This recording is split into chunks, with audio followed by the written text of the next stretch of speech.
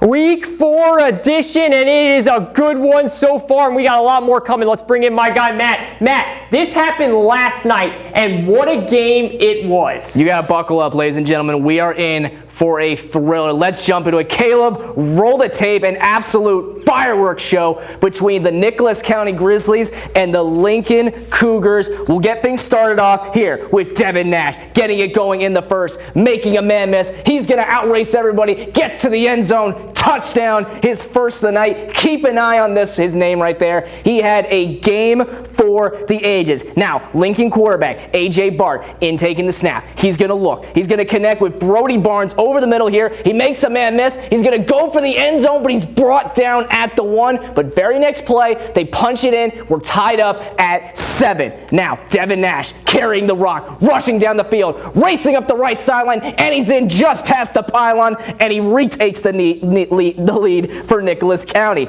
Now, Bart, A.J. Bart, can you see him again? But Devin Nash, absolutely thrilling performance here, celebrating with his squad. They retake the lead, but Bart wants a man, finds a man, open in the middle, fighting his way into the end zone, and we're tied up at 14 again. And now Nash, going to be carrying it again, right here, shedding tackles, spinning off a man, ripping off another tackle, still on his feet. Oh my goodness, he is in. Touchdown. The Grizzlies were trailing 21-14 at this point. They're not anymore. His third TD of the night ties it all up at 21. Cougars, though, showing resilience on the road. It's going to be Bart. He's going to scramble out, going out to his right, still scrambling, has to find his man. A toe tap catch here on the sideline to Jacob Bart, keeps the drive going. And it's AJ again on 4th down, scrambles, he gets the first and keeps the drive going. And now he goes to the end zone, Bart to Bart, touchdown, a 28-21 ball game. Same drive now. Later on, it's going to be Devin Nash ripping it off. See ya later. Goodbye. Touchdown. Walks in for his 4th touchdown of the game. He had 200 yards in the first half, ladies and gentlemen. Final seconds, 16 seconds to go. It's Bart to Bart again. They retake the lead. 16 seconds left in the half. Now, 5 seconds left. The Grizzlies got a good return to set them up at midfield. It's going to be a flea flicker. Colton Helms, he winds up. He's got his man wide open right here. Makes a man miss. He's going for the end zone. Drags, dives. He's in. We're tied at 35 at halftime. My goodness, a gutsy call, and it pays off. But A.J. Bart and the Cougars offense, they don't back down. He finds Colton Edwards over the middle. He gets through, finds a lane, going for the end zone, but he's brought down at the 1. But they would later punch it in to take a 42-35 lead. Here's that touchdown right here. Easy one right here to the fullback. Punches it in, and it's 42-35. This offense, it seemed like they could not be stopped. It was touchdown, touchdown, touchdown. But Devin Nash finds the lane for another touchdown. That's his 5th of the night. They go for 2, and they get it. It's 43-42. The Cougars are back on offense now. Bart, he's going to look. He's rolling, still looking, has to scramble. He's just going to take it himself, going for it, rushing up, and he gets the first down and a lot more to keep the drive rolling. Bart had an amazing game, was overshadowed by the running back on the other side, but he's going to look, he's going to roll, still looking, he's going to wind up and take his shot. Colton Edwards climbs the ladder, he got it, he mossed him, touchdown, but a blocked PAT ends up making it 48-43. Now later on, a kick return was called back. It was a TD, but it was called back because of penalty. But the Grizzlies, the very next play, Nash takes it to the house right here, as the old saying goes, ball don't lie. Touchdown. They retake the lead. They go for 2 again, but they end up failing, so it's just a 1-point game, 49-48. Nash ends up carrying it again. They needed the whole defense right here to stop him. Look at that. The entire defense is swarming just to try and take him down. They finally do, and just a few plays later, he would punch it in for another touchdown. You'll see it right here. His 7th of the night. An absolutely amazing game for you. Later on in the 4th quarter, here he is, cutting to the outside, rolling, trying to go for his 8th touchdown, but he's pushed out at the 1. Unbelievable. Had a chance, but he shows some love to the camera, though. He didn't get his touchdown, but a few plays later, his teammates finish it off. They punch it in, and it's now 63-48. He had 480 yards in this game, ladies and gentlemen. That is not a typo, but once again, that Bart-to-Bart connection for Lincoln ends up getting them just at the goal line. They're at the doorstep of making it a 1-score ball game with about 5 minutes left in the game. But right here, as you can see, Devin Nash was the star on offense all night long. But right here, he forces a fumble and he takes it away at the 1. And Nicholas County going on to win big time, 63-48. Here's Coach after the game. It's huge because the schedule we have coming up, we got Trail, Bluefield, Independence, Roane County, and we finish up with Ripley. So getting back to 2-2 right now was a must win for us. I'm out of breath after that one, folks.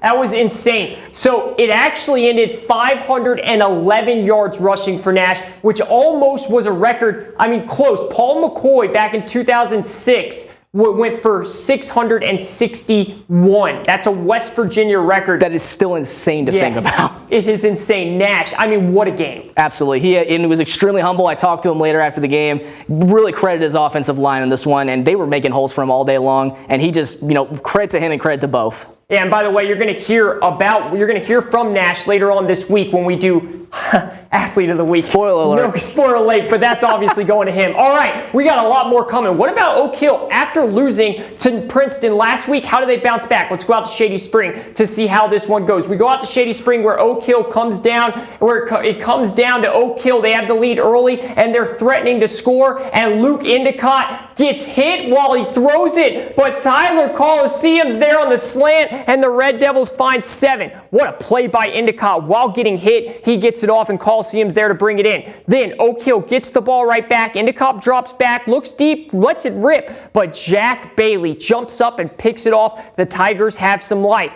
Cal Colcierto in shotgun, rolls out to his right, continues to look downfield, finally lets it go after jogging off there, and Owen Gross jumps up and picks it off. Gross has some running room. He eludes a tackle, and Gross finds his way inside Tiger territory. So Gross gets the Red Devils the ball back just like that. Now Endicott to Compton. Compton dances his way through the pile, gets outside, and there you go. A big run to take down inside the 10-yard line. Then it's Carson Treadway on the end around, and Treadway cuts inside, finds pay dirt. The Red Devils avenge their loss to Princeton and go on to roll 42-23. Now we got another game for you. The Greenbrier West Cavaliers, they're hosting the Pocahontas County Warriors. Now it's not LeBron versus Curry like we see in the NBA Finals, but we're still in for a really good game nonetheless. Both teams shaking hands. Really good matchup. Honestly, they're kind of matching like the Cavaliers and the Warriors of the NBA too. Colin Chrisman gets it going early for the Cavaliers, takes it in for a short TD run. Now they go for 2 on the 2-point conversion here. It's going to be Colton Dunbar taking the snap, going around to the left side, and he fights his way forward for the extra yards to convert. Now the Warriors, they're on the attack. Griffin Taylor with the quarterback keeper, makes a man miss, fighting through forward, and gets some extra yards to boot. Taylor, he was really solid in this game for them. Now, from the gun, he's going to be looking. He's going to take his shot deep, climbing the ladder, and he hauls it in. That was Anthony Bennett with the reception. Somehow hauling it in. A great job by him. Taylor, once again, he wants to go deep. He's going to give it a shot. It's going to be Morgan Beveridge coming back to get it. He's still on his feet, fighting his way forward, but he gets pulled down close to the 2, maybe the 3-yard line. But Hayden Moore finishes what he started. He runs it in, bulldozes his way forward just over the goal line, and now they'll go for 2 to see if they can tie up this ball game. Now, it's Hayden Moore, once again, cutting to the outside. He's got plenty of room to run his way in, and we're all tied up just like that. Now, how about some more of Moore? Now, see what I did there? Pretty good punt, I think it was. Speaking of, but not punts, a great punt right here to get the Warriors out of a really tough spot. They were pinned deep into their own end zone, but that one gets them out of trouble. Cavaliers looking for some offense, and Dunbar gets in the way, spinning, getting free. Here he goes, still on his feet. He races forward, but he's going to get pushed out of bounds in the red zone. Onto the goal line we go to see if they can punch it in to try and retake the lead. Look how close that is. distance. That is maybe half a yard, but they get stood up at the goal line. They don't score. The Warriors with a great stand defensively, but Dunbar back on offense. He's going to wind it up. He's got his man wide open, makes a great catch through coverage, somehow keeping it in his hands to keep the drive alive. Now Dunbar, once again, he's going to take his shot for the end zone. It's Mason Ward hauling it in. They go for two, and they get it. That's your final 14-12. Big win there by Greenbrier West. What about Independence taking on Scott, the undefeated Patriots of Independence? And go look at this. Right away, it's Scott, 3rd and 12. Nathan Easterling finds Mason Brown on the screen. Brown one-hand stiff arms his way and goes down the sideline, rumbling and tumbling down to Indy 25. But Indy's D stands up big, doesn't allow any points. First quarter winding down. Green, one-on-one on the sideline. He lets it rip, and Caden Bradbury makes the diving catch to put Indy in business. First play of the second quarter now. Green, screen pass here to Kellen Byers.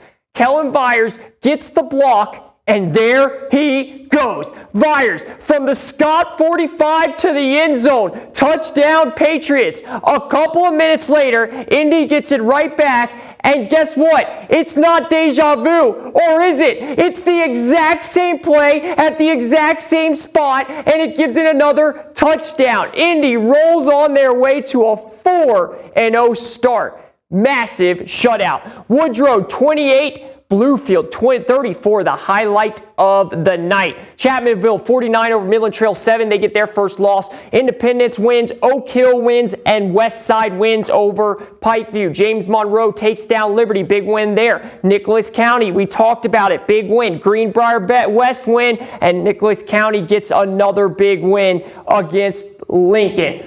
Huge game overall. Talking points that I took out of this obviously was the Bluefield win, but I do just want to talk about Midland Trail. We couldn't get the highlight because they were so far away. They did lose, but remember, this was to a AAA team that is ranked number 5. They are really, really good. I'm not worried about Midland Trail. They're still good. I'm not at all worried about them. They have shown incredible resilience so far, and they were playing a team that, like you mentioned, 5th rank in AAA. Nothing to be worried about there. I'm confident that they can bounce back easily. No doubt about it. So far, Bluefield, winners of the night. Absolutely. Liberty loses, so James Monroe, another winner of the night. Oak Hill, winner of the night. Big stuff all around from these teams, Matt. Absolutely. I want to go back to Nicholas County, though. Yes. I mean, that game, I'd have to say that might be game of the year, potentially. That was such a back-and-forth contest all night long. An incredible game, especially by the running back. Future athlete of the week, by the way. Yes, no doubt about it. And you might see those in top plays on Sunday, too, at 11. Check those out. What a week 4 it was. Incredible stuff all around. And we're only in week 4, ladies and gentlemen. Don't go anywhere. We're going to wrap everything up with the whole squad right after this.